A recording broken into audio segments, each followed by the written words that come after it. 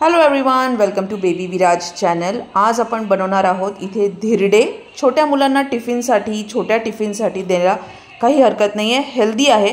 इथे 2 ते 3 तास मी हे सालीचे जे मूग असतं ते मी भिजत ठेवले होते आणि आता आपल्याला हे ग्राइंड करून घ्यायचे। व्यवस्थित हे भिजलेले आहेत आणि पाणी आणि डाळ हे दोन्ही मी एकसाथच टाकले। ज्या पाण्यामध्ये मी डाळ भिजत ठेवली होती ते पाणी पण याच्यात ॲड केलं आहे आणि मिरची टाकायची आहे। छोटे मुलं असतील तर थोडं मिरचीचं प्रमाण कमी ठेवा, म्हणजे तिखट लागणार नाही।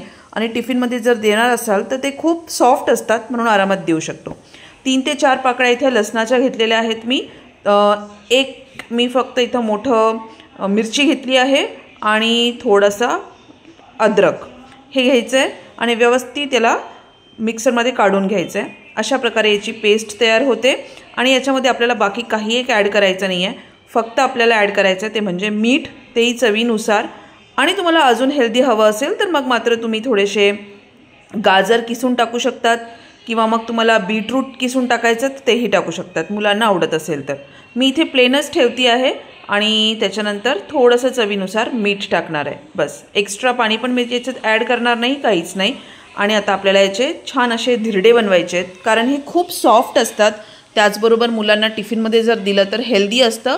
दुसरी म्हणजे ते असं कडक नाही होत आणि खायला पण चव लागते। तुम्ही याला टोमॅटो सॉस किंवा कुठलीही भाजी जर बनवत असाल त्याच्याबरोबर तुम्ही मुलांना देऊ शकता आणि जर नाहीच काही तर टोमॅटो सॉसबरोबरही देऊ शकता।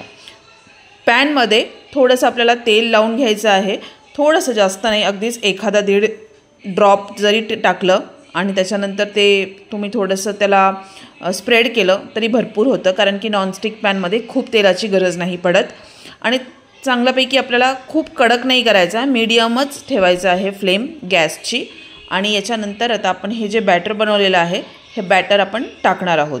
आता तुम्हाला जर टिफिनमध्ये द्यायचं असेल तर मेक शुअर की थोडासा जाड बनवा, कारण काय होतं की कडक होणार नाही, भरपूर वेळासाठी सॉफ्ट राहील आणि मुलांना चावायलाही त्रास होणार नाही। छोटा बनवला आहे आणि थोडासा जाड ठेवलेला आहे। मीडियम फ्लेमवरच आपला गॅस असणार आहे प्रत्येक म्हणजे पूर्ण प्रोसेसमध्ये। आपल्याला गॅस बिलकुल फुल नाही करायचा, नाहीतर मग ते जळण्याची जास्त शक्यता असते आणि खायला मग ते थोडंसं कडसर लागतं। तुम्ही याच्यावर झाकणही ठेवू शकतात किंवा ओपन ठेवलं तरी काही हरकत नाही आहे। आणि जेव्हा याच्या साईड्स आपल्या असे ओपन होतात त्यावेळेस आपल्याला याला टर्न करायचं आहे, कारण की याला थोडंसं गरम होण्यासाठी किंवा पूर्णपणे एका साईडनी भाजण्यासाठी वेळ लागतो। त्यामुळे तर सगळ्या साईड्स जेव्हा आपोआपच सुटायला सुरुवात होतात त्यानंतरच आपण याला पलटवायचं आहे, तोपर्यंत याला पलटवायचं नाही आहे। हे बघा छानपैकी आता झालं आहे। आता आपण दुसऱ्या साईडनी आरामात हळूच उचलायचं आणि टर्न करून घ्यायचा। तर छानपैकी आपला थोडासा जाडसर आहे पण छान लागतो, नरम असतो आणि कच्चा राहत नाही, छानच लागतो।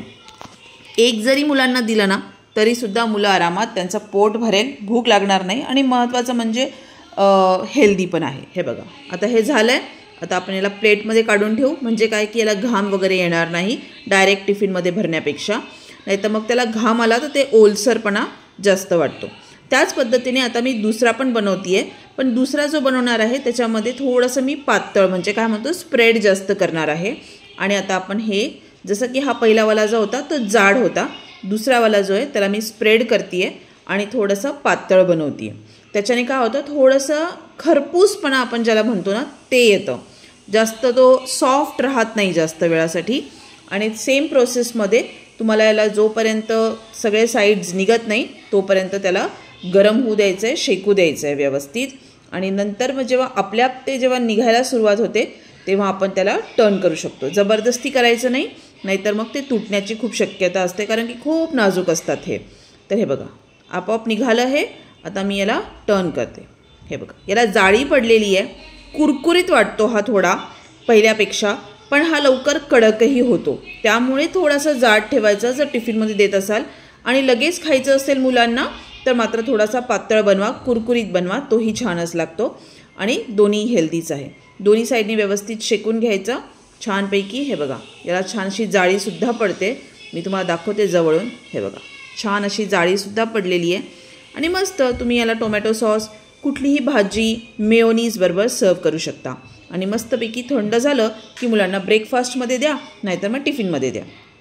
टिफिनसाठी खूप छान आहे।